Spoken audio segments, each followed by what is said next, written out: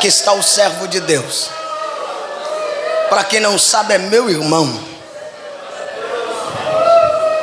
de sangue, servo de Deus. Ele está aqui hoje para trazer uma palavra de Deus para a sua alma.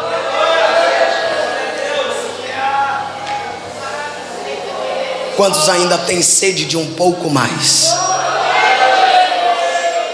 Então olha para alguém que está pertinho de você e diga aí: não pode dormir,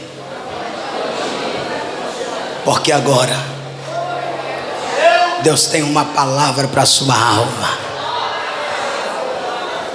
O servo de Deus veio de São Paulo, de Cotias, para ser profeta de Deus para as nossas vidas. Nessa noite nós vamos receber ele com o quê? Com tristeza ou com alegria? Você levantasse a mão, tira a curvinha do braço. Isso. Tira a curva do braço. Estende as mãos para cá agora. Ele será profeta de Deus para vocês, mas antes seja profeta de Deus para a vida dele. Estende as mãos para cá, diga: Jesus, abençoa o teu servo, que vai transmitir a tua palavra para os nossos corações. Diga: Senhor Jesus, nesta manhã,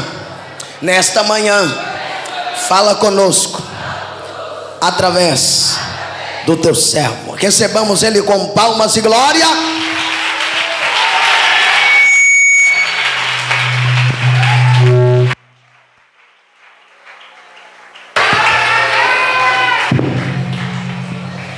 Amém, meus irmãos. Amém, igreja. Amém. Glória a Deus. Quantos estão felizes essa madrugada? Levante as suas mãos. Quantos creem que Jesus está em nosso meio? Diga glória a Deus. Graças a Deus. Queridos, nós estamos felizes por essa madrugada. Aguenta só um instante, eu não vou pedir para você se assentar, porque nós já vamos fazer a leitura da palavra do Senhor. Eu quero louvar a Deus pela oportunidade nos concedida. Mas antes disso, os meus cumprimentos essa madrugada é com a paz do Senhor. Amém? Quantos têm essa paz aí? Deixa eu ver. Graças a Deus. Eu estou feliz de estar aqui com vocês, estar conhecendo vocês. Quanto de Deus já sentimos aqui essa madrugada, gente?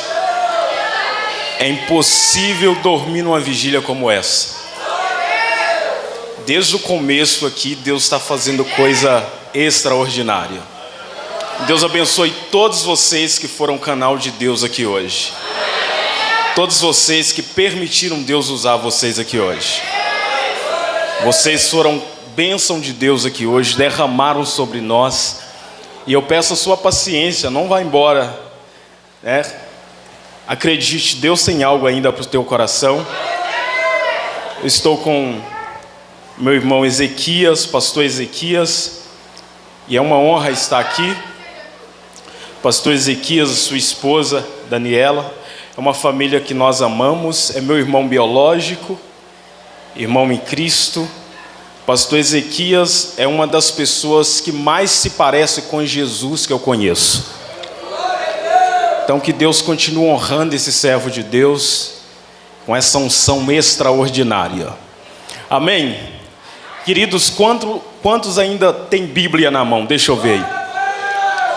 Eu sei que esse povo aqui gosta de Bíblia, E que unção poderosa está nesse lugar, gente.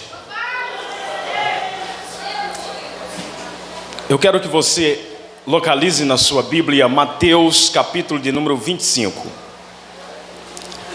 O versículo é o de número 13. Mateus capítulo de número 25. O versículo é o de número 13. Graças a Deus.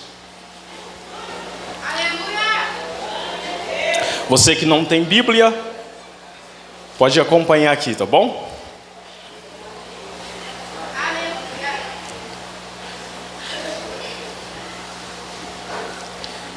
Diz assim a minha tradução: chegaram também as outras virgens, dizendo: Senhor, Senhor, abre-nos a porta. E ele respondendo disse: em verdade vos digo que não vos conheço. Vigiai, pois, porque não sabeis o dia nem a hora em que o Filho do Homem há de vir. Feche seus olhos, eu sei que você já orou. Pai, como é bom estar aqui, Senhor. Ah, Deus, como é bom sentir a Tua presença, Deus. Oh, Deus, nós viemos aqui para isso, Pai. Não foi para nada mais além disso. Obrigado por permitir meros pecadores sentir o extraordinário, o descomunal. Obrigado por se fazer presente aqui, Espírito Santo. Usa-me para a glória do Teu nome. Pai, eu sei que esse povo ainda quer ouvir mais, quer receber mais, quer entregar mais essa madrugada. Então fale conosco. Permita-me ser canal do Senhor para a vida da Tua igreja. Amém. Você que tem assento, por gentileza, pode tomá-lo.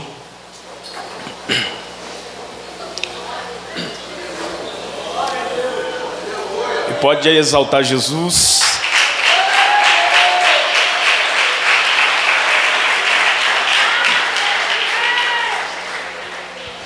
Queridos, o texto que nós lemos é registrado por Mateus. E Mateus, ele é conhecido por fazer parte do que chamamos de evangelhos sinóticos. Porque Mateus, Marcos e Lucas, eles olham por uma mesma lente. E esses escritos, eles se complementam entre si. E um dos recursos literários que Mateus usa em seu evangelho é as narrativas de Jesus a respeito das parábolas. Esse é um recurso literário no Evangelho de Mateus. Evangelho segundo escreveu Mateus. Pois bem, Mateus, também conhecido como Levi, ele, no capítulo de número 25, ele nos traz uma parábola maravilhosa das muitas que Jesus ele contou. Mas interessante que os pais da igreja, por exemplo, como Papias, Irineu e Orígenes, eles dizem que Mateus escreveu esse evangelho primariamente em hebraico. E posteriormente, Mateus, ele traduz para o grego. Mateus é o único dos evangelhos que vai falar da igreja. Ele traz o ensinamento de Jesus a respeito da igreja. E você localiza na sua Bíblia Mateus capítulo de número 16, e no versículo de número 17 ao 18, Jesus está falando a respeito de uma igreja que ameaçaria as portas do inferno. De novo, Mateus capítulo de número 16, versículo de número 17, ele está falando, Jesus vai falar sobre uma igreja que vai estremecer, ou que iria estremecer, as portas do inferno. E lembrando os irmãos, ainda na introdução da mensagem, é que a promessa de Jesus é que a ameaça ao inferno é a igreja. É a igreja que ameaça o inferno. E não é o contrário disso. Não é o inferno que ameaça a igreja. É a igreja que ameaça o inferno. Eu levantarei, eu fundarei uma igreja. Sobre esta pedra eu edificarei a minha igreja e as portas do inferno não prevalecerá contra ela. Não é o inferno que vai ameaçar a igreja que Jesus está dizendo que vai estabelecer. É essa igreja que Jesus estabelece, que ameaça as portas do inferno. As portas da igreja não estão ameaçadas, mas a igreja que Jesus levantou está ameaçando as portas do inferno. As portas do inferno não pode ou não poderão prevalecer contra a igreja. Mateus, ele escreve para um público específico. Ele escreve para os judeus. Por isso, Mateus vai apresentar Jesus como o Messias, como o rei. Ele apresenta Jesus para os judeus como o filho de quem? O filho de Davi e o filho de Abraão. É assim que Mateus apresenta Jesus. E ele vai dar suas credenciais. Ele é o filho de Davi, ele é o filho de Abraão. Se vocês estão esperando um rei, ele chegou. Ele é o filho de Davi, ele é o filho de Abraão. Pois bem, a Bíblia nos apresenta Jesus como 5 formas de rei diferente. Jesus em 5 formas de rei diferente. No Salmos capítulo, ou Salmos de número 24, ele é o rei da glória. Em Isaías capítulo de número 32, ele é o rei de justiça. Louvado seja Deus. Em Mateus capítulo de número 27, ele é o rei dos judeus. Em 1 Timóteo capítulo de número 1, versículo de número 16, ele é o rei imortal. E não menos importante, no último livro da Bíblia, o Apocalipse capítulo de número 19, ele é o rei dos reis.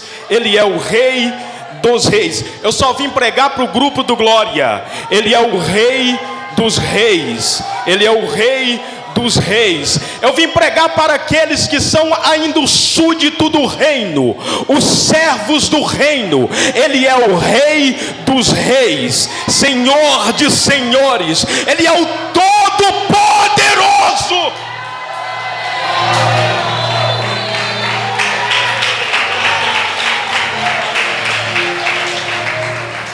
O capítulo de número 25 de Mateus, essa parábola é mais conhecida do ministério de Jesus. É uma das mais conhecidas.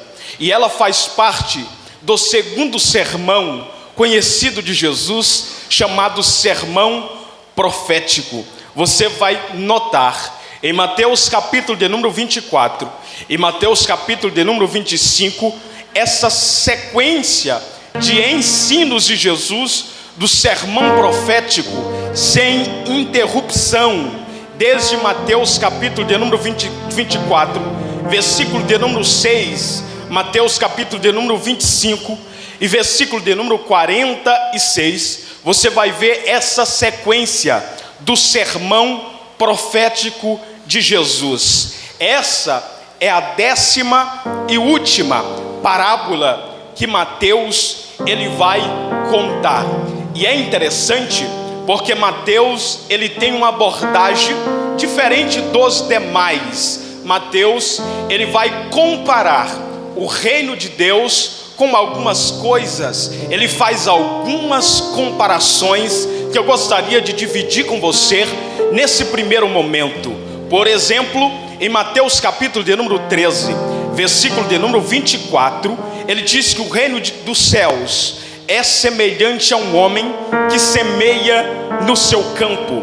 Mateus capítulo de número 13, versículo de número 31, ele diz que o reino dos céus é como um grão de mostarda. Em Mateus capítulo de número 13, versículo de número 33, louvado seja Deus, ele é um pouco de fermento. Mateus capítulo de número 13, versículo de número 44. Ele compara o reino de Deus como um tesouro escondido. Em Mateus capítulo de número 13, versículo de número 45, ele compara o reino de Deus como uma pérola de grande valor. Em Mateus capítulo de número 13, versículo de número 47, ele compara o reino de Deus como uma rede cheia de peixe. Em Mateus capítulo de número 18, versículo de número 23, ele compara o reino de Deus como um rei que faz as contas com seus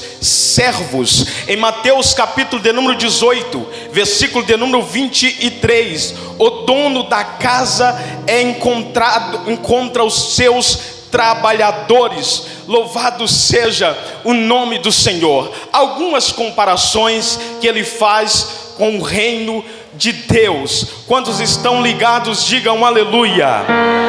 Glória a Deus, aleluia. Essa parábola que Mateus conta no capítulo de número 25, ela é contextualizada por duas parábolas, uma antes e uma depois. A primeira é a parábola dos servos, a segunda é a parábola dos talentos. E todas essas três parábolas, a parábola dos servos, a parábola das 10 virgens e a parábola dos talentos, elas apresentam para nós uma alusão escriturística para o futuro. Ela está apontando para o futuro escatológico da igreja, porque nessas três parábolas nós temos um Senhor que se ausentou. Nós temos um Senhor que se ausentou e volta para prestar conta dos seus servos. Nós temos nessas três parábolas um Senhor ausente e que ao mesmo tempo se aproxima e volta para prestar conta aos seus servos.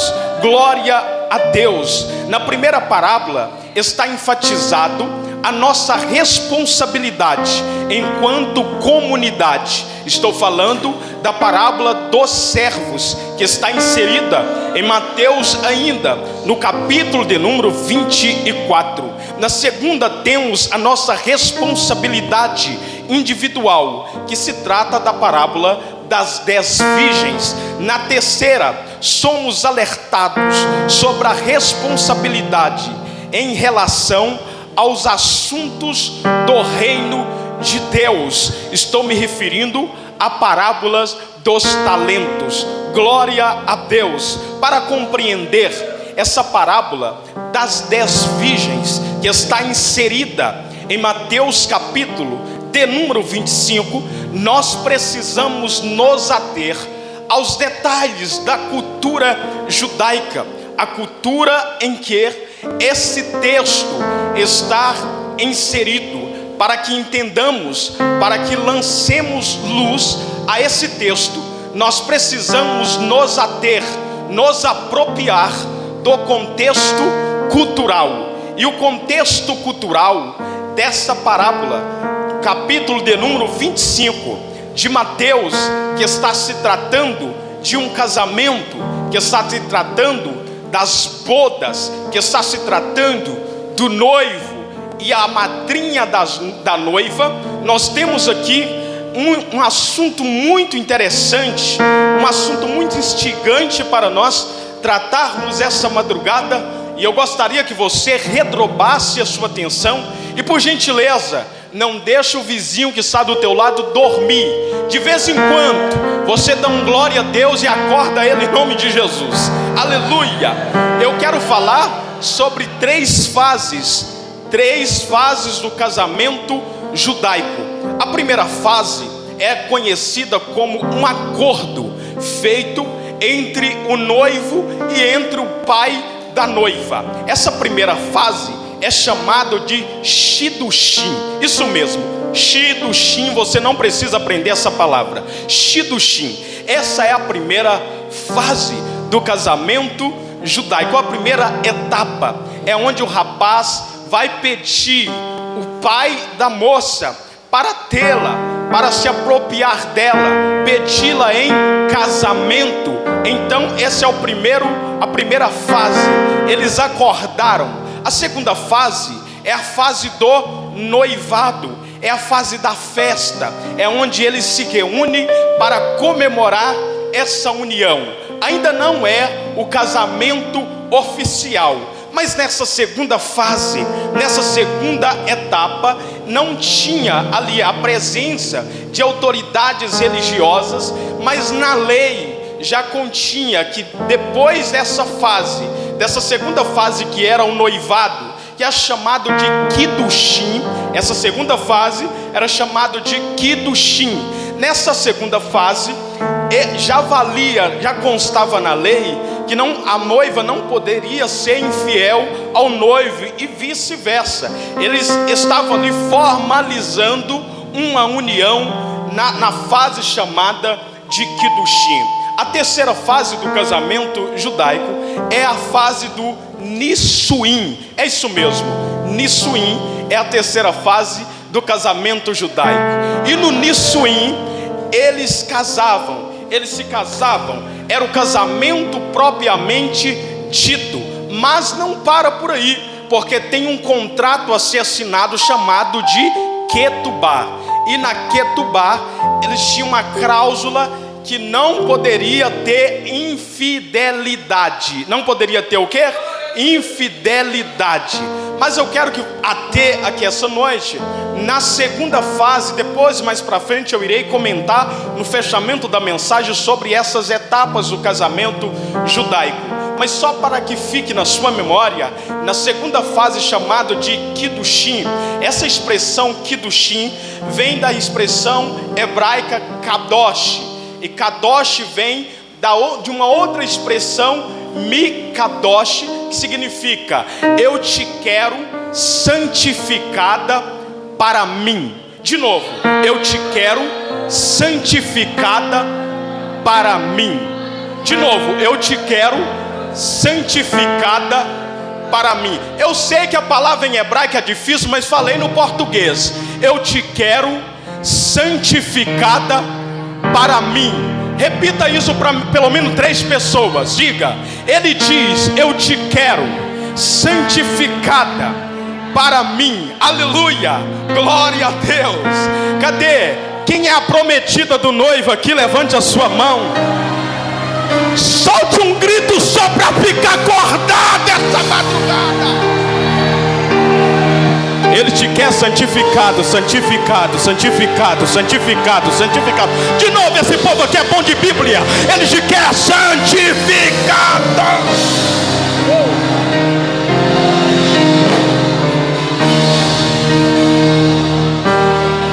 Há muitas discussões no meio teológico e acadêmico a respeito do que seria essas 10 virgens. Nós temos pelo menos 3 posições que eu gostaria de apresentar para vocês aqui essa noite. A primeira possibilidade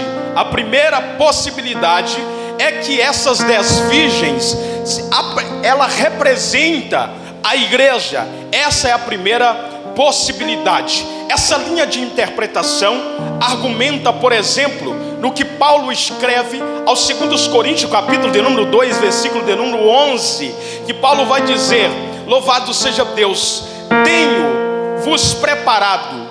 eu tenho-vos preparado como virgem para um marido, a saber, Cristo. Essa primeira posição, eles argumentam que as 10 virgens representam a igreja. Mas nós temos uma segunda posição interessante, porque a segunda possibilidade que é apresentado é que as 10 virgens representam os 5 ministérios. De novo, as 10 virgens, segundo essa possibilidade, as 10 virgens representam os 5 ministérios apresentado por Paulo. Apresentado por quem, igreja? Por Paulo. A saber, em Efésios, capítulo de número 4, versículo de número 11, louvado seja Deus, ao 13, ele vai falar sobre os 5 ministérios. E você é bom de memória, você já recorda: apóstolo, profeta, evangelistas, pastores e mestres. Segundo essa posição, as 10 virgens representam os 5 ministérios. Os 5 ministérios que Paulo descreve em Efésios capítulo de número 4, versículo de número 11 ao 13. Porque os ministérios, segundo Paulo, eles foram constituídos com uma finalidade de edificar a igreja do Senhor. Por isso, por essa finalidade, essa posição afirma que as 10 virgens representam os 5 ministérios, já que as virgens, ou as 10 virgens da parábola, elas são madrinha da noiva. Elas não são a noiva. As 10 virgens não são a noiva. Por esse motivo, eles dizem que essas 10 virgens representam os 5 ministérios. A gente tem 5 ministérios que exerce o chamado com prudência. Nós temos 5 ministérios que exercem o apostolado com prudência. Nós temos 5 ministérios que exercem o pastorado com diligência, que exerce o ministério profético com diligência. Louvado seja Deus, o ministério de mestre com diligência. Mas contrapartida, nós temos 5 ministérios que não honra o que Deus chamou para fazer. 5 ministérios que não edifica a noiva, não edifica a igreja. O talento é para a glória própria, a unção é só para ele. Nós temos 5 ministérios que não exerce com diligência, sabedoria, sensatez aquilo que foram levantados para fazer. A terceira possibilidade, e aqui eu encerro as 3 possibilidades, é que as 10 virgens representam Israel. E essa possibilidade é apresentada com a seguinte argumentação: porque essa parábola foi escrita por Mateus, e Mateus está falando para um público de judeu, ele está falando para o público de Israel. E dentro de todo o contexto judaico, a descrição desta parábola combina, casa, condiz com a cultura da época, com o costume judaico da época. Pois bem, louvado seja o nome do Senhor. Nós temos aqui no capítulo de número 25, Mateus, ele vai começar a parábola dizendo: então o reino dos céus é semelhante, ou será semelhante, algumas traduções colocam assim, a 10 virgens. Virgens aqui no hebraico seria betular, aquelas moças puras que não tiveram ainda nenhuma relação com nenhum homem. Entenda, louvado seja Deus, essa fase da vida delas, aproximadamente elas tinham 12 anos. Nessa fase de 12 anos, ela já estava passando da fase de adolescência para a fase adulta. É nessa fase que muitas moças se casavam em Israel. É exatamente, os judeus tinham a mentalidade: nós precisamos ter muitos filhos, porque é uma das promessas do nosso pai, que Deus fez ao nosso pai Abraão. Então as moças começavam cedo, as casando cedo, para produzir muitos filhos, ou seja, para gerar muitos filhos, perdão pela expressão. Então entenda, Mateus, ele começa a dizer que o reino dos céus é semelhante a 10 virgens. É semelhante a 10 virgens que, tomando as suas lâmpadas, saíram para encontrar-se com o esposo. Eu gostaria de dividir com vocês aqui uma curiosidade sobre o número 10. O número 10 em hebraico, ele aponta para a mão, ele é mão. E mão em hebraico seria ajuda. Mão em hebraico não seria só ajuda, mas também atitude. Atitude, o número 10 aponta para isso. E a Bíblia vai fazer algumas menções do número 10. Por exemplo, 10 vezes Labão mudou o salário de Jacó. 10 pragas Deus mandou no Egito. E essas 10 pragas que Deus manda no Egito foi para humilhar 10 reis, aliás 10 deuses que os egípcios adoravam. Mas não bastante isso, Deus deu 10 mandamentos, porque no Egito ele envia 10 pragas para humilhar os deuses dos egípcios. Mas Deus ele dá 10 mandamentos, sabe por quê? Para tirar o povo do Egito. Deus enviou 10 pragas, mas para tirar o Egito do coração do povo, Deus deu 10 mandamentos. Crente ruim de Bíblia não pega, mas eu sei que aqui tem crente bom.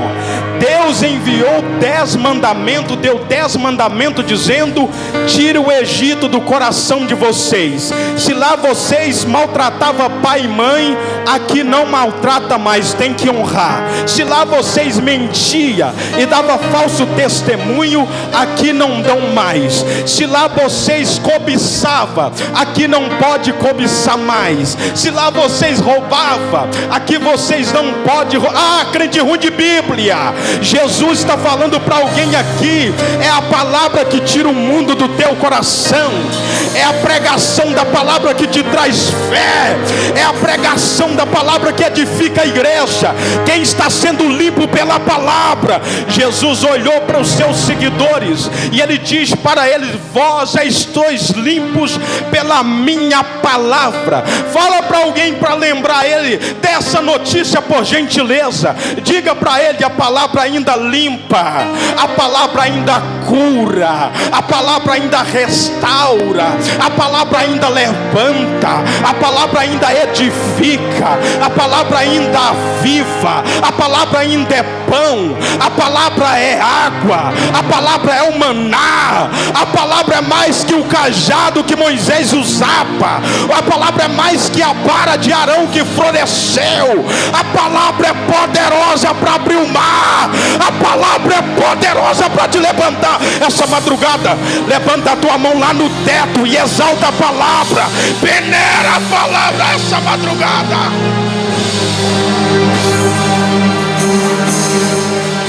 10 vezes os filhos de Israel tentaram o Senhor no deserto. Isso está registrado em Números, capítulo de número 14, versículo de número 10. 10 vezes os filhos de Israel tentaram o Senhor.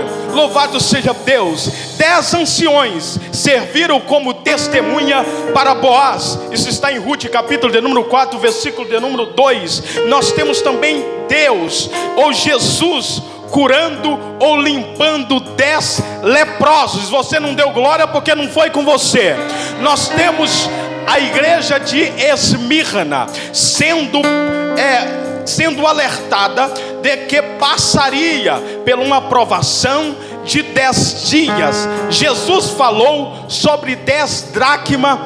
Jesus falou em Lucas, capítulo de número 15, versículo de número 8, sobre 10 dracmas. Nós temos 10 castiçais de ouro. Aonde? No templo de Salomão. No tabernáculo era 7 castiçal, mas como a revelação é progressiva, no templo de Salomão ele diz, lá no tabernáculo do deserto era 7, mas o templo não pode ser menor do que o tabernáculo, então põe 10. Eu quero 10 tochas acesas no templo, eu quero 10 tochas acesas no templo. Mas se não bastasse isso, lá no tabernáculo, no pátio, tinha uma pia, mas no tabernáculo, ou seja, no templo de Salomão, tem 10 pias. E você vê isso em 2 Crônicas, capítulo de número 4, versículo de número 6. Ele também tinha 10 mesas, enquanto no tabernáculo tinha uma mesa dos pães da presença. No templo Deus diz: eu quero 10 mesas, eu quero 10 pias, eu quero 7 castiçais. 10 castiçais de ouro. Entenda, crente que não acompanha a revelação progressiva de Deus ainda fica para trás, irmão.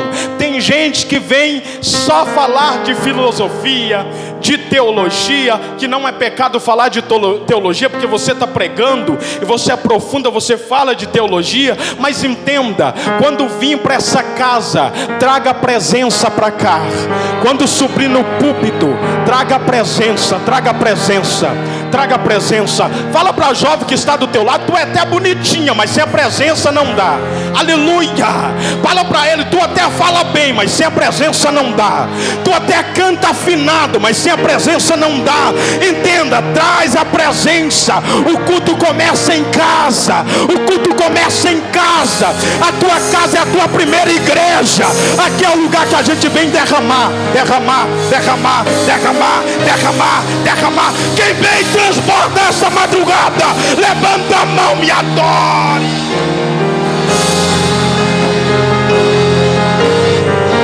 Ela baraçai, ela baracanderevácia. Entenda isso aqui. Todas as 10 saíram para encontrar com o esposo. E eu quero dividir com vocês algumas lições essa madrugada que eu penso ser de suma importância. E o primeiro tópico que eu separei aqui é para deixar exatamente essa observação para ficar na sua mente. O maior desafio não é encontrar-se com o noivo. O maior desafio é esperar o noivo. O maior desafio não é encontrar-se com o noivo de novo. O maior desafio é esperar o noivo. É esperar pela sua vinda, é esperar pela sua chegada. Porque Mateus capítulo de número 25, no versículo de número 2, a Bíblia diz: 5 delas eram prudentes e 5 inécias. Entenda, capítulo de número 3, capítulo de número 25 e versículo de número 3, Mateus continua dizendo, ele avança nesse sentido, e ele vai dizer: e as insensatas, tomando consigo as suas lâmpadas, não levaram azeite consigo. Entenda, algumas traduções, ela vai deixar bem clara que elas não levam azeite e também não levam suas vasilhas. Entenda, a mesma expressão aqui para lamparina ou para lâmpada é a mesma expressão no original para tochas. Eu quero que você preste atenção. Entenda, nesse contexto aqui, elas não saíram de casa com lamparina, elas saíram com tochas na mão, porque elas fazem parte de uma comitiva noturna. Não é apropriado carregar lamparina. Entenda, a mesma expressão no original para lamparina é tocha. Entenda, não é apropriado dentro de todo o contexto, numa comitiva noturna, elas carregarem lamparina, mas sim tochas. Entenda, elas levam a tochas, mas não levam vasilha de azeite. Eu vou repetir isso aqui mais uma vez. Elas levam a tocha na mão, mas não levam lamparina. Aliás, não leva a vasilha de azeite. E como eram feitas as tochas? Você lembra de Gideão, quando foi vencer a batalha com os 300? A ordem é: pega a tocha, vai com tocha, leva a tocha. A batalha vai ser ganha como? Com tocha. A batalha vai ser ganha como? Com fogo. Com fogo. Com fogo. Eu sei que esses crentes aqui apaixonados por Bíblia igual eu vou repetir só mais uma vez. Como tu ganha a batalha? Com tocha na mão, com fogo na mão. Quem trouxe fogo aí, pelo amor de Deus, crente, solta um glória a Deus, o tamanho da tua vitória essa madrugada.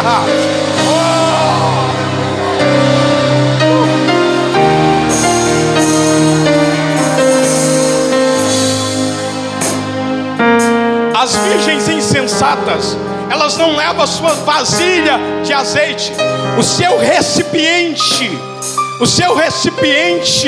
que continha azeite, elas não levam.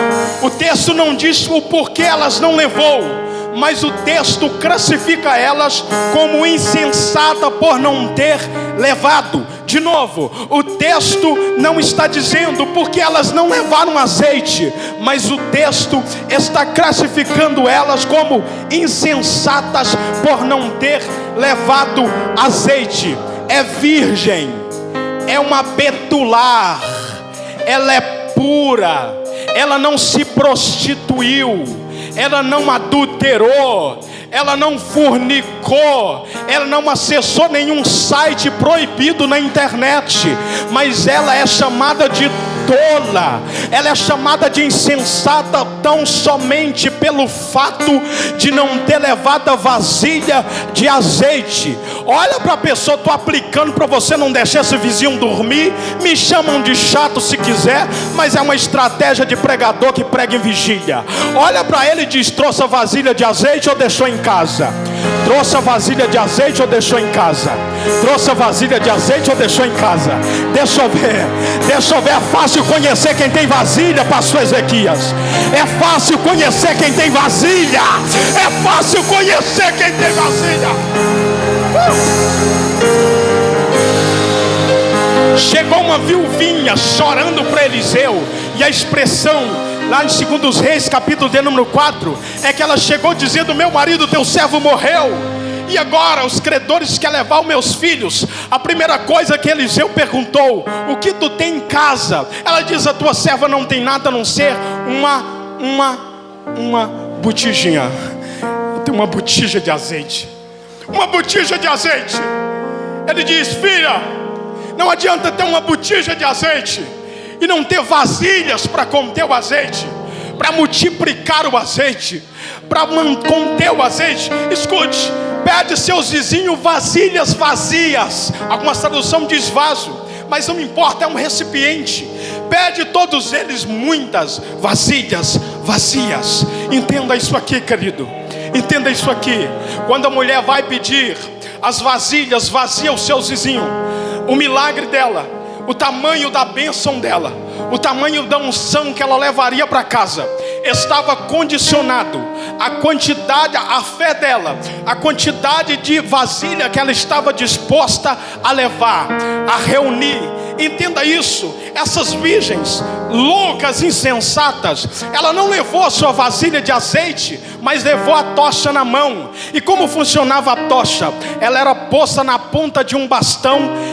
A ponta do bastão era enrolada em trapos, e esses trapos eram mergulhados, imergidos no óleo, e após isso eles acendiam fogo. E sabe quanto tempo que essa chama durava? 15 minutos. Quanto tempo a chama durava? 15 minutos. Tem muita chama de 15 minutos. Tem muito ministério de 15 minutos. Tem muitas igrejas de 15 minutos. Tem muitos relacionamentos de 15 minutos. Tem muitos pastores de 15 minutos. Ah, chamazinha de 15 minutos. Ah, fogozinho de 15 minutos. Eu vim aqui dizer que teu coração vai pegar fogo aqui hoje. Tu vai embora queimando. Tu vai entrar na faculdade queimando. Tu vai entrar no seu local de trabalho queimando. Tu vai ter amizade cheia da presença. Chega de chama de 15 minutos. O fogo não vai arder 15 minutos, pastor Ezequias. O Espírito Santo me diz: filho, pode profetizar que eu te trouxe lá de São Paulo. A igreja genuína vai queimar até o arrebatamento. Vai queimar até o arrebatamento. Vai queimar até o arrebatamento. Diga não para a chama de 15 minutos. E se acende agora, agora, agora, agora, agora, agora, agora. Ela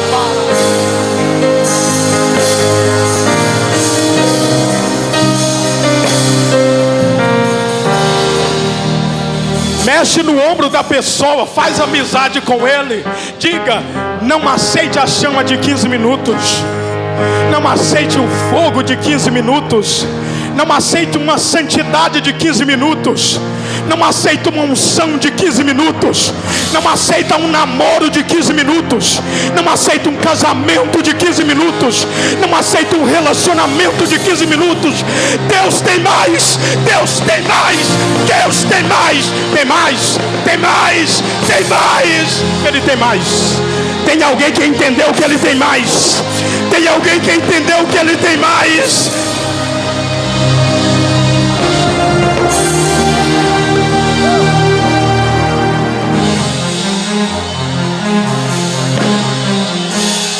Elebaras, Andora Seua, Jona Ré. Tem alguém que ainda fala em mistério com Deus ainda aí? Ou você é o crente de 15 minutos? O fogo ainda está aceso ou só queimou 15 minutos? Elebaras, Saio, Reminaia. Só queima quando está com o microfone na mão. Só queima quando está cantando.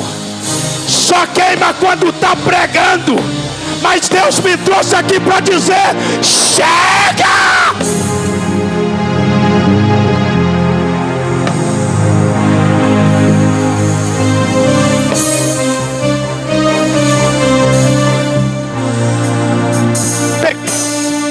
Sabe por que elas não levam as vasilhas de azeite? Porque o relacionamento delas não era com o noivo, era com a festa. Vou de novo. O relacionamento delas não era com o noivo, era com a festa. Era com a festa. Era com a festa. De novo, elas não levam a vasilha de azeite, porque o relacionamento não é com o noivo, é com a festa que o noivo proporciona. É com as bodas, não é com o noivo. Mas Papai do céu me trouxe aqui para dizer: ninguém entra na festa sem ter contato com o noivo. Ninguém entra na festa sem ter relacionamento com o noivo. Ninguém entra na festa sem ter relacionamento com o noivo. Sem conhecer Jesus não vai para o céu. Sem orar não vai para o céu. A salvação é de graça, pregador. Entenda, é de graça para tu, mas Ele pagou o preço. E no mínimo, crente salvo ora. E no mínimo, crente salvo tem relacionamento. E no mínimo, crente salvo santifica. Crente salvo chega numa vigília como essa, não está olhando para o machado do irmão do lado, o jeito que ele marcha, a roupa que ele veste, o corte de cabelo, o jeito que ele fala. Crente salvo entra aqui e adora. Crente salvo entra aqui e dá lugar com força, irmão. É a sua sobrevivência. Você precisa disso para sobreviver espiritualmente. Você precisa de dar o maior glória que hoje. A sua melhor adoração. A sua melhor adoração.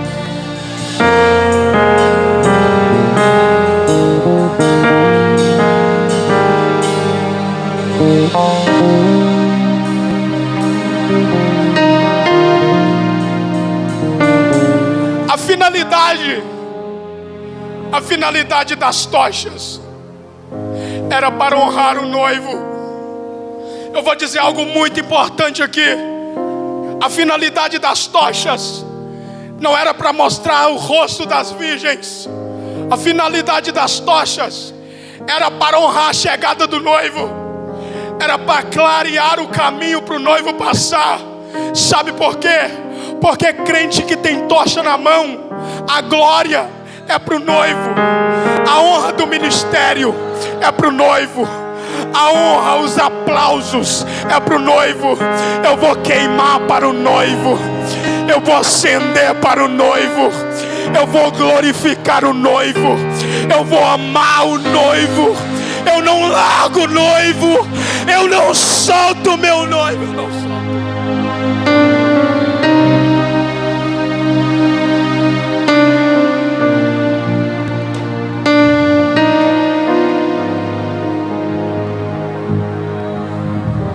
É as tochas que trazia brilho, que trazia luz, o caminho até as bodas. 5 virgens desonrou o noivo, porque estavam apagadas quando ele chegou. Oh Jesus, guarda o meu coração, Senhor.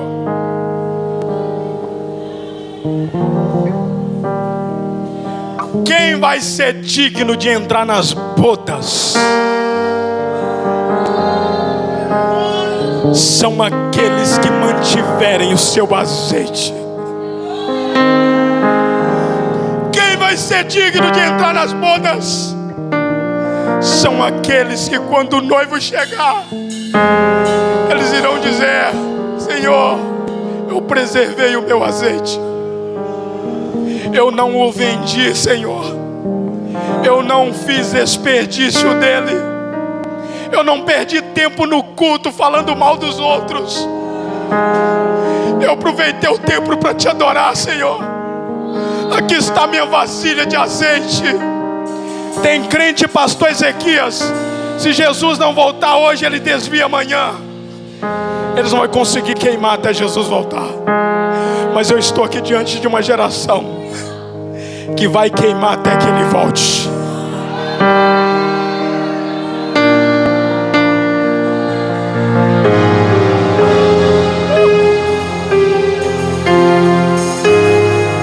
Por gentileza, passe essa mensagem adiante e diga: você vai queimar até que ele venha.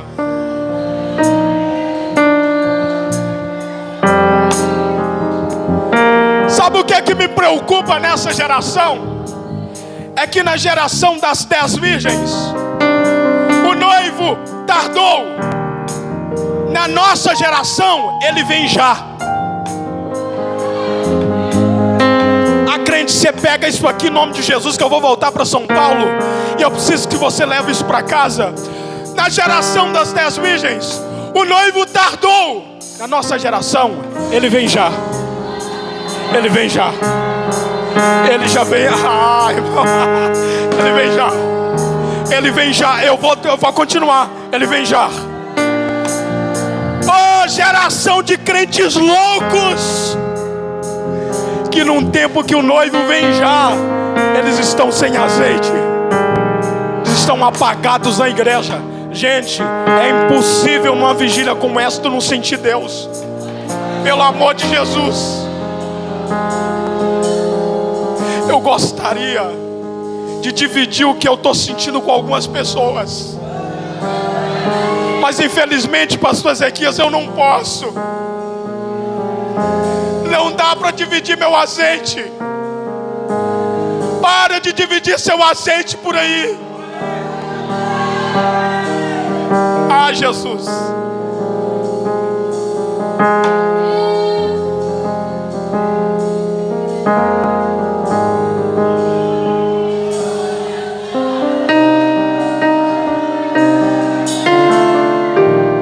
Quem trouxe azeite de casa?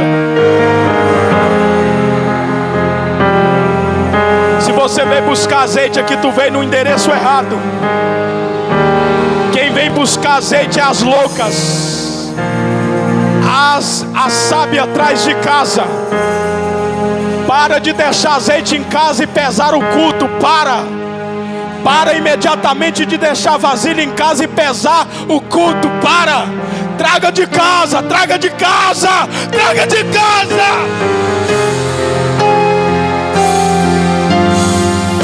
Começa adorando em casa, começa o culto em casa, começa servindo em casa, começa a ser crente em casa, é em casa, é em casa.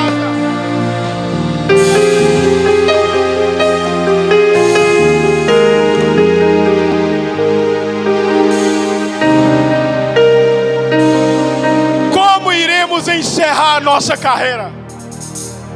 Cheios ou vazio? Acesos ou apagados? Gente, dá para ser chique e ser cheio de Deus. Dá para ser cheirosinho e cheio de Deus. Dá para fazer faculdade e ser cheio de Deus. Dá para ser cheio, gente, e manter etiqueta. Até chegar numa vigília como essa, é claro.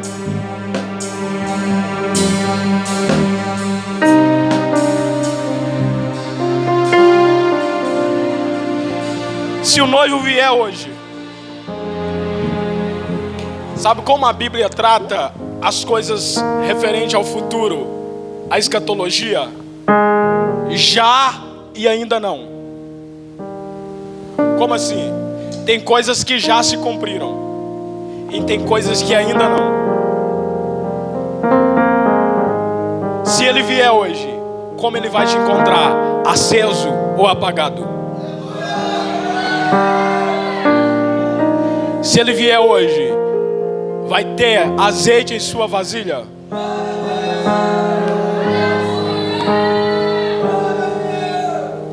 Mas Mateus capítulo de número 25, versículo de número 4, a gente tem uma excelente notícia, pastor Ezequias. Porque as bodas vai acontecer. Alguém tem 5 que ainda vai ter tocha na mão, que vai conseguir cumprir o seu ministério, que não vai deixar a tocha apagar. Uou!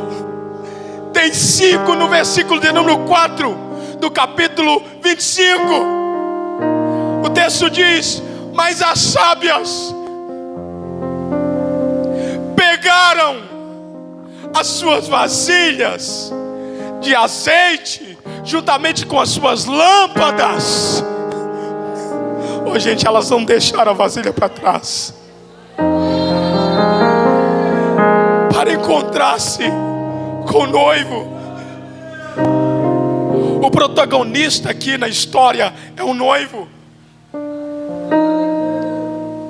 Essas são as madrinhas da noiva, mas a noiva nem sequer aparece, porque tem hora que o noivo põe a noiva no lugar dela. Tem hora que o noivo olhou para Israel e disse: Israel, fica escondido, porque eu encostei no jambuzeiro, vou enxertá-lo na oliveira, e aqueles que não eram filhos serão filhos.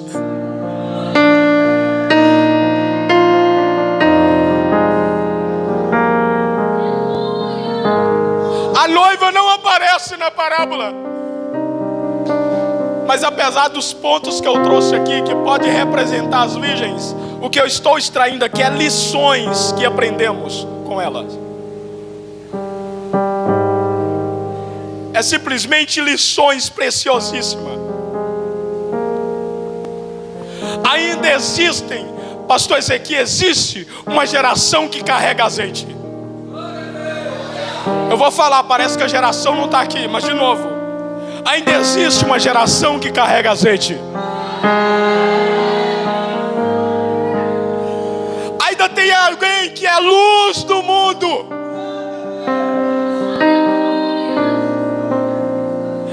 Uma geração disposta a queimar por Jesus. Eu não vou negar meu Jesus. Os primeiros apóstolos, alguns deles foram queimados.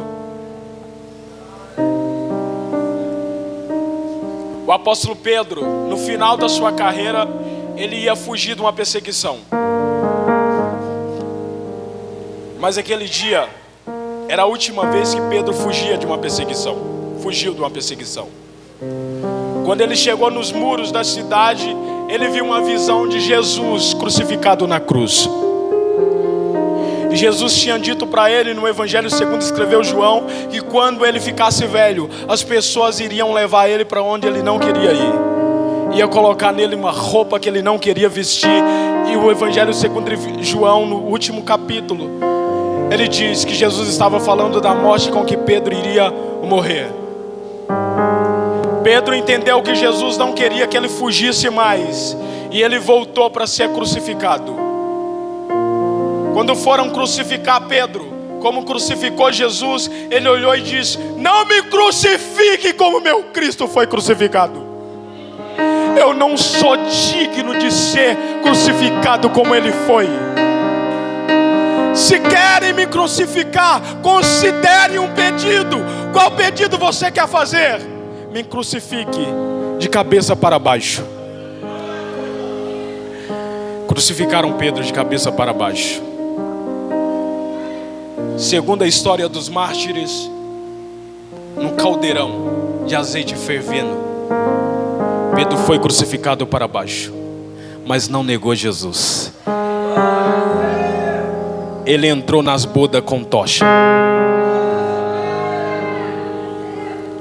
O apóstolo Paulo, no final da sua carreira, ele estava indo para o julgamento. Para quem não sabe, o apóstolo Paulo tinha dupla cidadania e ele foi morto, martirizado, com sua cabeça decepada. Me perdoa por causa da expressão, mas foi exatamente isso. E essa era uma morte letal, que o indivíduo não sofria dor. Por ele ter dupla cidadania, os romanos não causavam dor nos seus cidadãos romanos. Era uma lei romana que tinha. E a Paulo foi oferecido uma morte indolor, sem dor, melhor dizendo. E antes de ter a sua cabeça decepada, ele diz: combati o bom combate, encerrei a minha carreira e guardei a fé.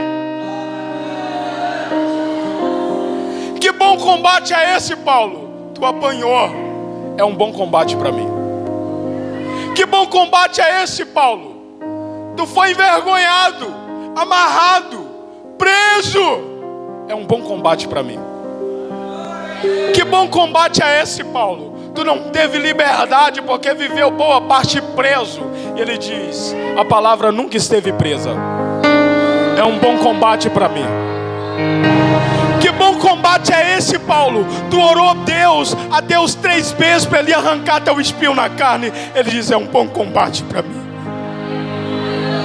Mas eu combati um bom combate.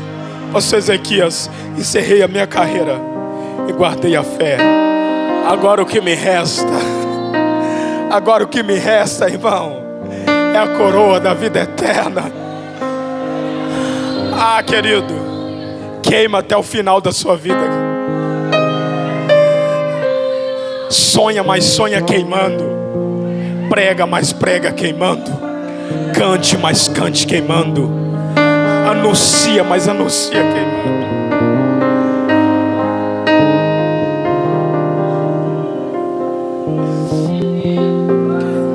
Quem está disposto a queimar por Jesus aqui? Quem está disposto a queimar por Jesus aqui?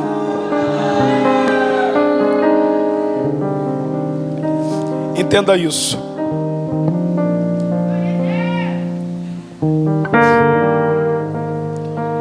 Jesus, ele está à procura de pessoas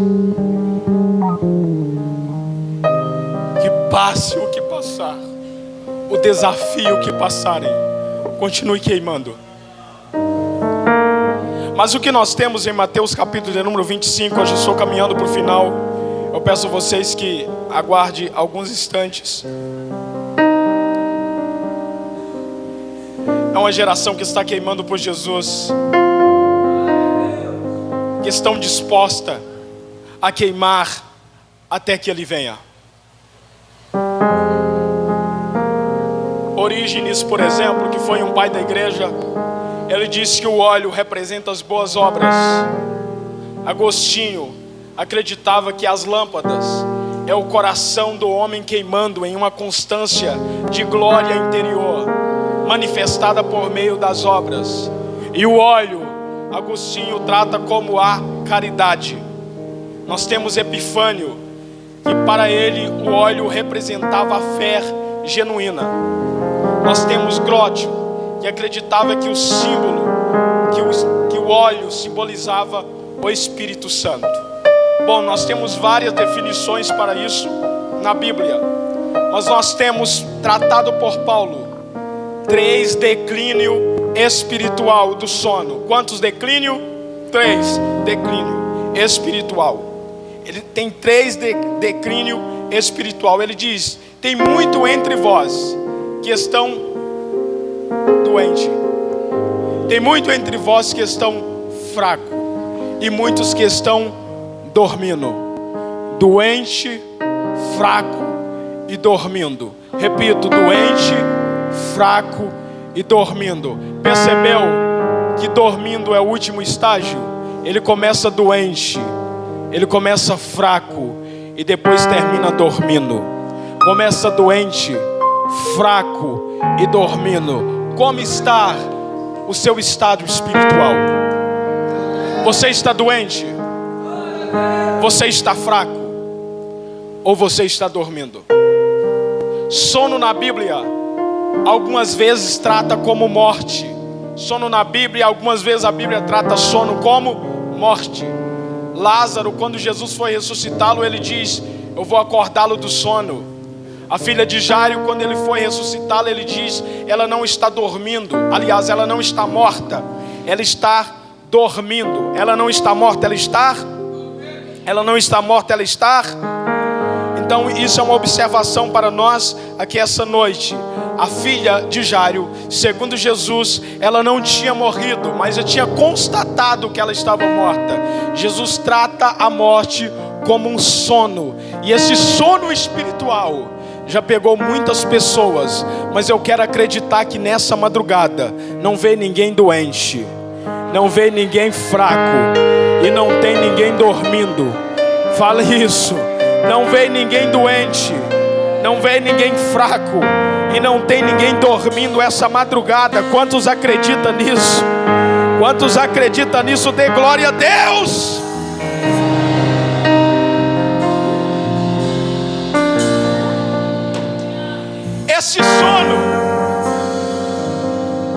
Esse sono repentino,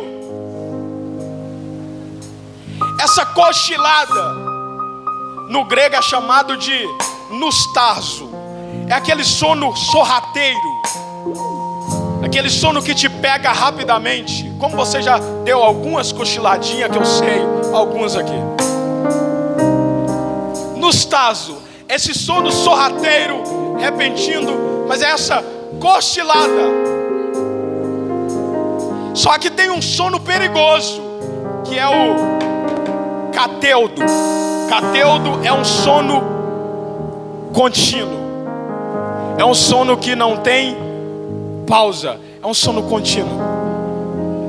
E quando você chega nesse estado, é perigoso. Porém, entenda isso aqui por gentileza. Eu quero que você entenda. Porque o versículo de número 5 diz que tardando o noivo. Algumas traduções falam esposo, mas no original esposo e noivo é a mesma expressão. Entenda isso aqui. Entenda isso por gentileza. Olha o que o texto diz no versículo de número 5 do capítulo 25. Sem dormir, por gentileza. Entendam.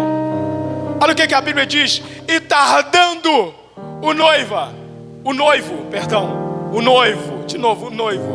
todas dormirão, todas adormecerão, todas estão dormindo, loucas e prudentes. Aqui estavam com azeite, as que estavam sem o azeite, dormiram todas. Só que o que chama atenção aqui é que elas não foram repreendidas pelo sono, por ter dormido. O noivo tardou e elas dormiram. Dormir é uma necessidade fisiológica, sono. Depois que nós sairmos aqui, certeza, todos nós iremos dormir. Isso é mais que óbvio. Dormir é uma necessidade fisiológica. Todos dormirão, alguns mais do que os outros. Fala assim, espera que você vai dormir, irmão, assim que chegar em casa. Vamos lá, ó. O noivo tardou e todas dormiram. O problema aqui não é elas dormirem. O problema é dormir sem ter a vasilha do azeite do lado, sem estar com o recipiente do azeite do lado. Dormir é uma necessidade fisiológica, é tendência de todos nós dormirmos. Mas nós temos a opção de, ao sair, levar a vasilha de azeite. Eu sei que eu já repeti isso aqui, mas em nome de Jesus, aonde você for, leva seu azeite com você. Tem gente que fala assim, ó, hoje eu vou sair com uma amiga, vou deixar o azeite em casa. Hoje o bicho vai pegar. Vou sair com um colega e o azeite fica em casa, a unção fica em casa. Jesus me dá só algumas horas, eu volto para pegar de novo. Entenda isso, o noivo pode chegar a qualquer momento. Não dá para brincar de ministério vazio, irmão. Grito não alimenta ninguém. Eloquência apenas não alimenta ninguém. Teologia sem graça é sem graça. Entenda, Deus está aqui hoje dizendo para todos, aos ouvidos da noiva: tragam a tua vasilha de azeite, traga.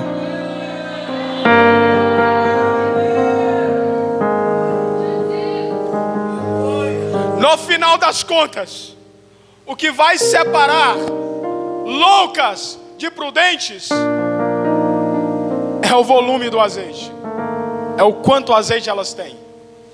Porque se tem azeite, irmão, é claro que tem tocha.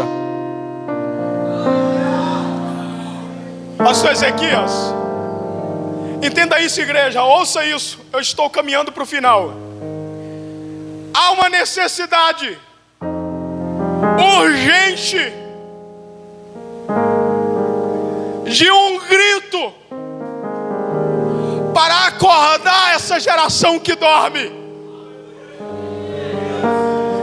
Que seja o você, que seja a tua boca a declarar isso. Aí vem o noivo, sair-lhe ao encontro. Só tem um grito que pode acordar essa geração. Geração de prudentes e insensatas acorda com um único grito: aí vem o noivo. Eu vou repetir. Só tem um grito para acordar essa geração de virgens loucas e prudentes, cheias e vazias. Aí vem o esposo, aí vem o noivo. Pastor Ezequias, todas estavam dormindo, todas dormiram, todas saíram ao encontro do esposo, todas eram virgens, todas eram amigas da noiva, todas tinham a função e o dever de manter a sua chama acesa, mas apenas 5 cumpriu esse papel. Elas começam em 10 e terminam em 5. Ah, crente, vamos lá, eu sei que o sono pegou, mas vamos lá, faz um esforço. Olha, elas começaram em e terminaram em 5. Que nota você daria para você hoje? De 0 a 10, vamos lá? Que nota você daria para você? É bonitão, bonitona de Jesus. Que nota você daria para você? Como você se avaliaria? Não estou dizendo aqui, tá? Aqui tu é bom demais. Aqui tu até fala em línguas. Eu estou dizendo depois do culto. O que é que você vai fazer com azeite depois que ir embora para casa?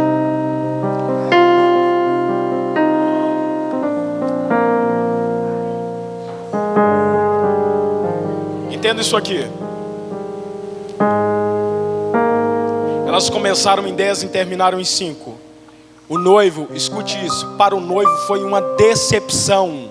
Ele estava esperando quantas virgens? Quantas virgens? E tinha quantas acesas? 5.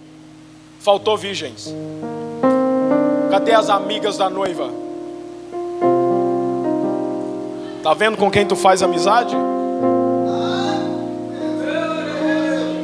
Ô noiva de Jesus, noivinha de Jesus Cristo, tá vendo com quem tu faz amizade? É gente que não coroa o noivo.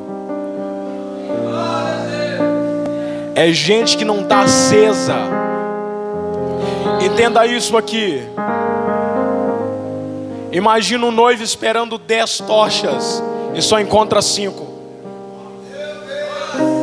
E eu posso te dizer, o noivo quer as 10. Não é 10 noivas, pelo amor de Jesus. É 10 virgens que tinham o dever de manter a tocha acesa.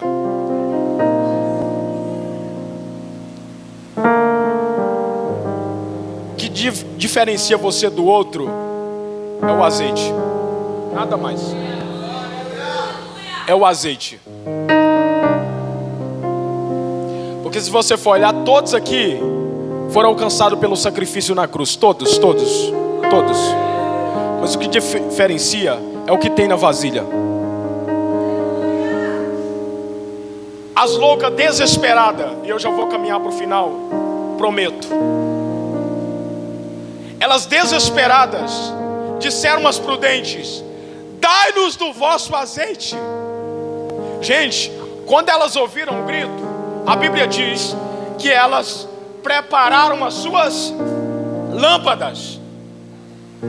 Preparar a lâmpada, quando se tem azeite, é fácil.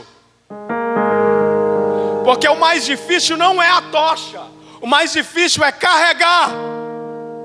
Num tempo em que o noivo tardou, a vasilha de azeite. Tem gente pedindo o seu azeite, mas não te ajudou a carregar a vasilha. Tem gente que não te ajudou em nada, não orou por você, não te visitou quando você precisava. Mas agora que a tua vasilha está cheia, tem gente encostando: me dá teu azeite, põe a mão na minha cabeça. Entenda isso aqui, em nome de Jesus. Não vai transferir nada, não vai derramar nada. Em nome de Jesus, preserva teu azeite. Preserva teu azeite. Sabem quem a Bíblia manda a gente pôr as mãos? Sobre os. E você vê, no final do culto, vê um monte de gente, nem está enfermo. A gente ora por todo mundo. Sim ou não? Mas não está enfermo. Você está enfermo, irmão? Sim ou não? Não, você vigia, tá? Oração em posição de mão é para os enfermos. Amém, irmão? Escute aqui, ó. Mas voltando aqui para o texto, foi só para descontrair com vocês. Entendam isso aqui. Olha o que as virgens prudentes diz. Quando as loucas pedem o azeite, elas disseram: não. Diga assim: não. Essa palavrinha precisa estar no seu vocabulário. Fala assim: não. Elas disseram: não.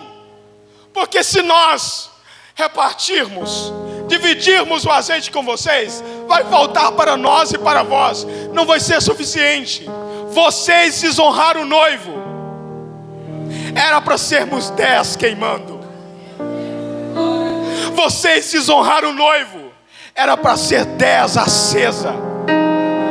Vocês desonraram o noivo. Nós não podemos emprestar do nosso azeite. Nós não podemos dar do nosso azeite. Por quê? Imagine se as nossas lâmpadas apagam. Além de ter 5 loucas que não acende mais, seríamos 10 apagadas. Não vou emprestar meu azeite. Fala assim: quer um segredo para manter o azeite? Não empresta, não dá. Fala não para o mundo, irmão. Fala não. Ei, filminho tentador, não para você. Ei, convite, tentação, não para você. E sabe aonde a gente peca? Não é nas coisas ilícitas, é nas coisas lícitas. É pelas coisas lícitas que nós trocamos Jesus. É pelas coisas lícitas que nós trocamos o nosso azeite. É para as coisas lícitas que nós doamos o nosso azeite. E Jesus me trouxe aqui para te dizer: não dê do seu azeite. Você já viu um culto pesado? É porque pessoas vêm para receber. Culto não é lugar de vir para receber. No final da vigília tu diz isso? Sim. Culto é lugar onde você traz. Você vem derramar. Você não vem receber, você vem derramar. Derramar, irmão. Eu sei que aqui, enquanto a gente derrama, a gente é abençoado. Eu não estou dizendo que aqui é uma casa que não abençoa. Deus abençoa sim. Mas entenda, culto genuíno é lugar de entrega, é lugar de doação, é lugar de aquebrantamento, derramamento. Entenda isso. Enquanto você vir na igreja só para receber, tu vai voltar vazio para casa. Mas quando tu vir dizendo: eu vou para transbordar hoje, eu quero transbordar hoje, eu vou dar tanto glória a Deus que vou incomodar a pessoa do lado. Ela vai começar a dar glória a Deus. Eu não estou dizendo que a adoração se resume a isso, mas é uma vida contínua de aquebrantamento na presença do Senhor. Mas eu quero que você fique sobre os seus pés agora.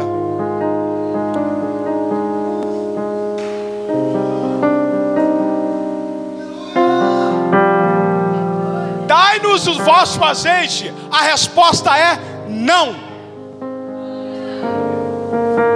A resposta é não. Olha o que elas falam: vai até o que vendem e compra para vós.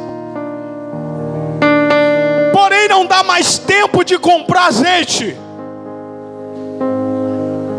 Encerrou-se o tempo.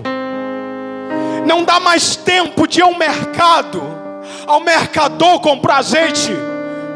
O noivo já chegou. E só tem 5 queimando na presença dele. Levanta a sua mão assim em nome de Jesus. Que bom que eu estou vendo muito mais do que 5 acesos aqui hoje. Eu estou vendo muito mais do que 10 acesos aqui hoje. Pegue na mão do irmão que está ao teu lado e diga assim: olha, eu não vou te encher, eu não vou derramar azeite na sua vida, mas se juntar o teu azeite com o meu azeite, a gente vai queimar até que ele volte. A gente começou junto, vai terminar junto, pastor Ezequias. Fala para alguém que está do teu lado: a gente começou junto, vai terminar junto. Em nome de Jesus, junta teu azeite com o azeite do irmão que está do lado, porque a tocha vai acender. A tocha é consequência disso. A tocha é consequência disso. De novo, a tocha acesa é consequência de azeite na vasilha. Fique nesse mesmo espírito aí. Quando o noivo ia pedir o pai da noiva para casar-se com ela, na mão, pega na mão do irmão, isso. Contexto judaico. O pai enviava o seu filho até a casa do pai da moça, com uma taça de vinho na mão, com uma carta escrita e com um dote. Quando ele chegava na casa do pai da moça, ele dizia: eu vim aqui pedir a mão da sua filha em casamento. O pai entregava à filha a taça de vinho ou de suco de uva. E se ela pegasse a taça e bebesse o vinho, ela estava dizendo: eu aceito o pedido. Aceita o pedido. Ela leria a carta e o dote ficava lá como garantia: eu estou pagando por ela. Isso é o Kiddushim. Fazia a festa no Kiddushim do noivado. Entenda isso aqui, por gentileza. Foi exatamente o que Jesus fez. Quando ele veio à terra, ele vem e derramou até a última gota do seu sangue. Mas lá no Getsemane, na prensa de óleo, ele gritou e disse: Pai, vamos trocar de cálice. Eu não quero beber o vinho da sua ira. O pai diz, aliás, ele insiste: mas todavia, não seja feita a minha vontade, mas sim a tua vontade. Aí o pai dá a ele o vinho para beber. Ele diz: a minha noiva não pode beber desse vinho. Essa taça é minha. Na cultura judaica, a noiva bebia o vinho. Mas Cristo diz: isso é pesado demais para a noiva. Deixa que eu bebo. Cristo vai para a cruz depois de ter sido esmagado no Getsemane. Ele vai para a cruz. Ele vai até a sua última gota de sangue. Mas antes da morte, gritar, cantar a vitória, ele diz: Pai, está consumado. Isso aqui é o dote que o noivo pagava. Está consumado. Só que não para por aí.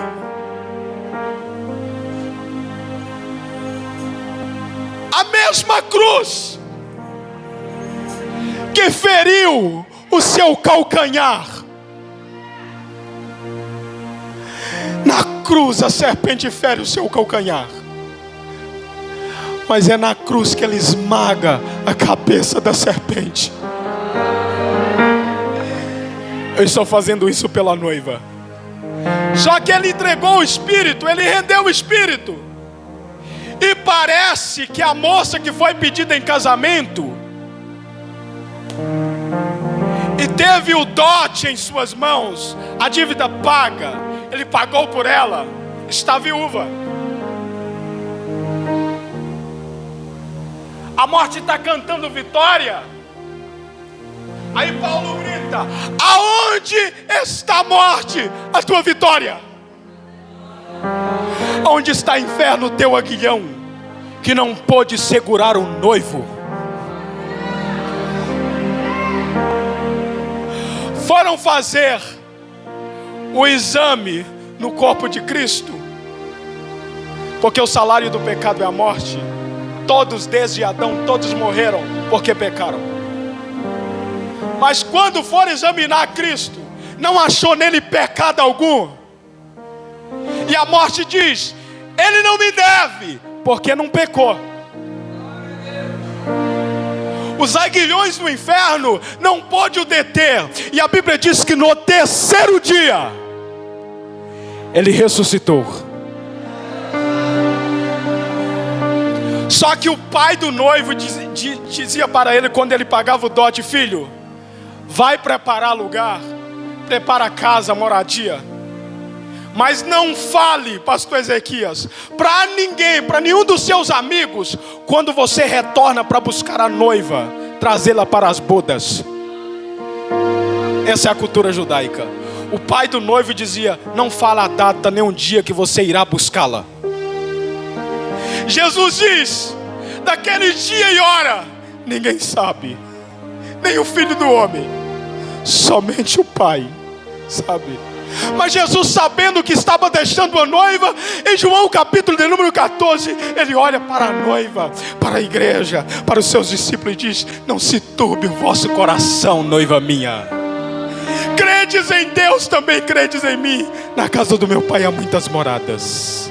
Se não fosse assim, não vos teria dito, pois vou preparar lugar, vou preparar casa, morada. E quando eu for vos preparar lugar, se vós preparardes, se vós for fiel a carta que eu escrevi para vós. Se vós for fiel, a taça de vinho que eu não permiti que vocês bebessem, e o dote que eu paguei por vocês na cruz, eu virei outra vez. Eu virei outra vez. Eu virei outra vez e vos levarei para mim mesmo. Ei, vos levarei para mim mesmo. Ele está falando das bodas, do arrebatamento, do rapazo. Aleluia. Seremos tirados rapidamente. Eu vos levarei para mim mesmo, para que onde eu estiver, estejais vós também. Pegue na mão do irmão e diga assim: o noivo enviou o seu amigo. Porque na cultura judaica o noivo confiava a sua noiva a um amigo de mais confiança para cuidar dela. Entenda isso aqui para a gente encerrar. Jesus olhou para os discípulos e diz: não fique triste, porque eu vou para o Pai e rogarei Ele, e Ele vos enviará o outro Consolador, o Allos Parácletos. Ele é igual a mim, Ele está no mesmo nível que eu, Ele é confiável como eu. Ele está convosco e estará em vós. Aperte a mão aí, aperte.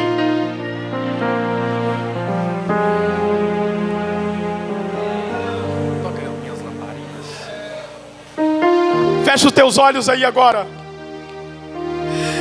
Eu quero que com todo o amor do teu coração faça uma oração sincera para Deus, como se fosse a tua última aqui hoje.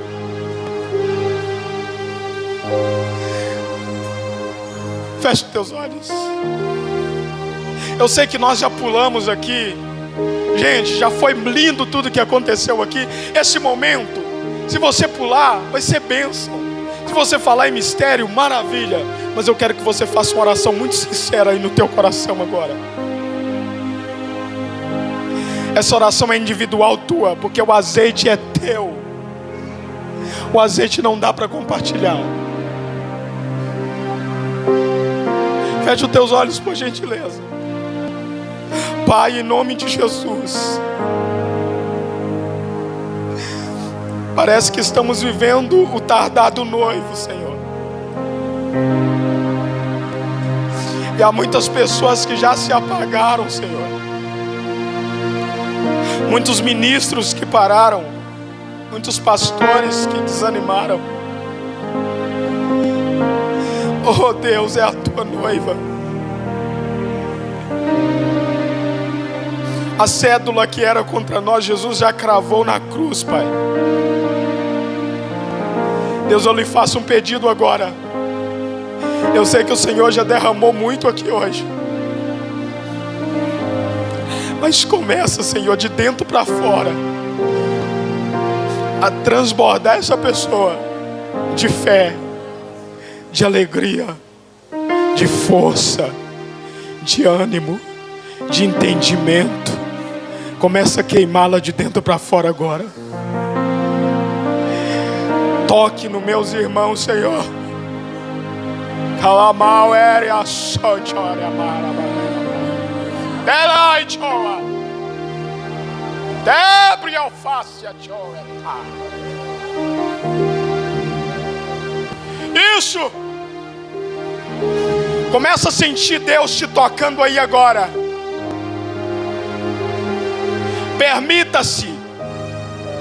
Permita-se o Espírito Santo te encher agora. Só Ele pode compartilhar o azeite com você, só o Espírito Santo. Mas se você tem um pouquinho, o irmão do teu lado tem um pouquinho, vocês podem aumentar isso juntos. Não vamos fazer como as 10, que começaram com 10 e terminaram em 5. Fecha os teus olhos. Espírito Santo, sopra nesse lugar. Sopra teu vento aqui, Espírito Santo. Isso vai aumentando o glória a Deus, vai aumentando o aleluia. Vai falando palavras de adoração a Jesus. Eu sei que essa hora da madrugada já está todo mundo cansado, mas eu já vou devolver o microfone. Mas antes, há uma unção ser liberada aqui, pastor Ezequias, permita-me. Há uma unção de Deus aqui ainda. Essa vigília não vai acabar assim. Eu sei que tu já viveu o extraordinário, mas Deus quer ajustar algumas coisas aí dentro. Há uma unção a ser liberada sobre o teu ministério, sobre a tua vida, sobre essa igreja. Oh Deus, amigo Espírito Santo, só tu pode derramar o azeite aqui, não sou eu, é tu, em nome de Jesus. Começa a desvoltar, Senhor, até a porta dessa igreja. Onde estiver alguém com vazia, onde estiver alguém sedentos, onde estiver alguém sedentos, enche-os agora. Onde estiver alguém sábio, onde estiver alguém sensato, onde estiver alguém que deseja, seja cheios agora, seja cheios agora, seja cheios agora, em nome de Jesus, em nome de Jesus, em nome de Jesus. Pela palavra que foi ministrada, por todos os clamores feitos nesse altar, por todas as adorações nesse templo, em nome de Jesus, sejam cheios aí agora.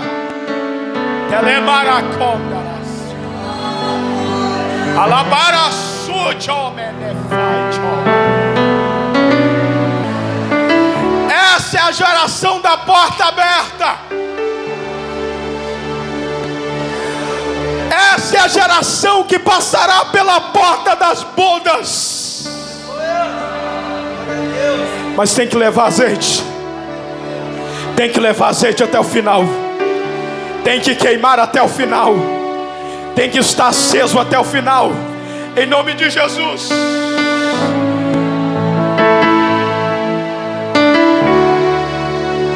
Minhas lamparinas estão acesas. Segura na mão dessa pessoa e cante. Adore a Deus nesse momento. Estou esperando o barulho dos teus passos em direção à porta. É só bater. Cante, igreja. Cante, noiva. Abrir pra Senhor entrar. É só bater que eu. Levante a sua mão para adorar, levante. Pra Senhor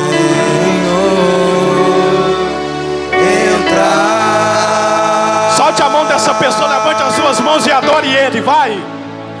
Eu já coloquei as minhas vestes brancas. Cante! Estou só te esperando, vem, vamos dançar. Isso!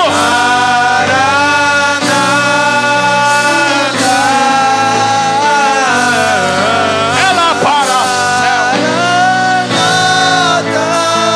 Eu já coloquei as minhas vestes brancas. Estou só te esperando, vem, vamos. Chame Ele e diga: vem! Vem! Vem, noiva!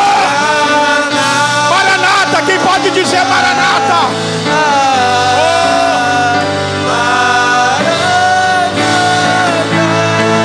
Uau!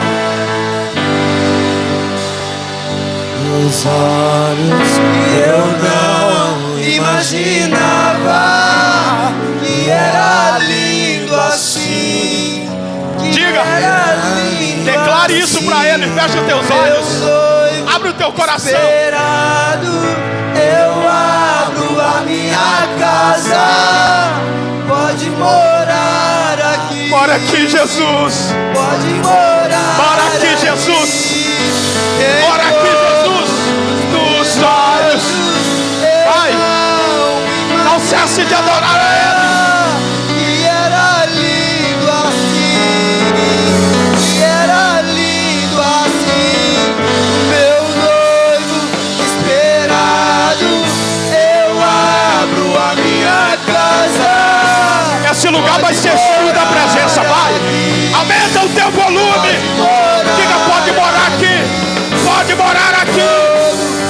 fogo. Os olhos eu não imaginava.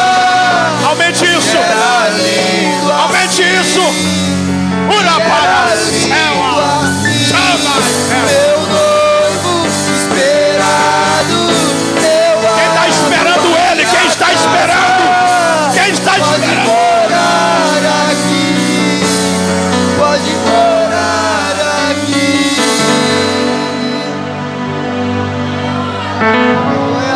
Pode morar aqui. Cante minhas lamparinas de novo, vamos lá. Mais uma vez, por gentileza. Cante isso. Porque enquanto você declara isso, Deus está transformando coisas dentro do teu coração. Deus está renovando a sua fé, seu ânimo. Mas antes de nós prosseguirmos, eu quero perguntar: alguém para aceitar Jesus? Alguém para entregar a sua vida para Jesus? Alguém ansioso pelo noivo, que ainda não levantou as mãos para Ele, não o recebeu como Salvador pessoal da sua alma? Alguém para Jesus? Você tem essa oportunidade aqui hoje, caso você não tomou essa decisão. É até difícil fazer uma pergunta numa vigília como essa, né? Mas quem sabe alguém em nosso meio que ainda não tomou a decisão de ser noiva do noivo, de servi-lo de todo o seu coração, de amá-lo, de submetê-lo. Alguém para receber Jesus? Eu abro a minha casa. Canta isso. Pode morar aí. Pode morar aí. Alamaite, olha. Tem fogo nos olhos. Eu não imaginava que era lindo assim. Que era lindo assim. Meu noivo esperado, eu abro a minha casa. Pode morar aqui. Diga. Pode morar aqui. Tem fogo nos olhos. Eu não imaginava que era lindo assim. Que era lindo assim. Meu noivo esperado, eu abro a minha casa. Pode morar aqui. Pode morar aqui, Jesus. More, Senhor. Mora, Espírito Santo. Nós te louvamos, nós te bendizemos, nós te exaltamos. Eu quero, por gentileza, abrace alguém do teu lado e diga: vamos queimar até que ele volte. Isso, passe isso adiante. Isso. Põe a mão no ombro, diga: continue queimando. Continue queimando. Não pare de queimar. Não pare de queimar. Não deixe a sua tocha apagar. Não passe a tua tocha. Não venda seu azeite. Não renuncie à tua fé. Permaneça com Ele. Permaneça com Ele. Porque Ele será fiel para cumprir tudo aquilo que te prometeu. Aleluia. Aleluia! Quem pode aplaudir Jesus? Quem pode aplaudir?